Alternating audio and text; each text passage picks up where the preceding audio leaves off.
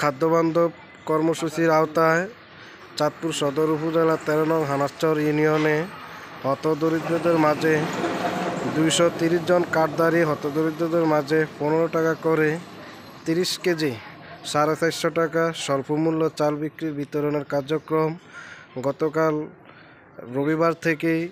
রবিবার সকাল ৮টা থেকে অদ্য পর্যন্ত এই স্বল্পমূল্য চাল বিক্রির কার্যক্রম বিতরণ করা হয়েছে। উপস্থিত আছেন ডিলার মোহাম্মদ বিল্লাল হোসেন গাজী এবং হানাচর ইউনিয়ন যুবদলের আহ্বায়ক ও যুগ্ম আহ্বায়ক আনোয়ার হোসেন আনু গাজী, আছেন আলমগীর হোসেন সহ ইউনিয়ন বিএনপির নেতৃবৃন্দ ও হতদরিদ্রদের নেওয়া মহিলা এবং পুরুষদের মাঝে এই চাল বিতরণ করা হয়েছে। যুবদল নেতা সৈয়দ আলদার সহ বিএনপির অনেক নেতৃবৃন্দরা আজকের এই চাল বিক্রির বিতরণ কার্যক্রমে উপস্থিত রয়েছেন।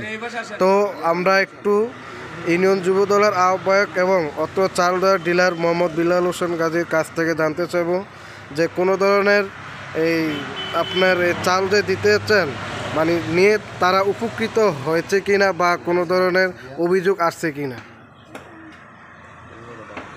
না, এখনো আমি সুশৃঙ্খলভাবে আমি চাল দিতেছি। আমার এখানে কোনো বিশৃঙ্খলা নাই। আমি কাঠ দিয়া এই মাস্টার রুম থেকে আমি সুন্দর মতো চাল দিয়ে দিতেছি। আর আমার এই যে ন্যায্য মূল্যের যে চালগুলি এটি ঠিকঠাক মতো আমি দিতেছি। আমার এখানে অফিসার আসছিল এতক্ষণ, তারা সুবিধা দিয়া আসতেছে দিতেছে, অনেকক্ষণ বসে আসছিল তারা চাল দিয়ে গেছে এবং যারা দু একটা নাম বাকি আছে তাদের জন্য আমরা অপেক্ষা করতেছি।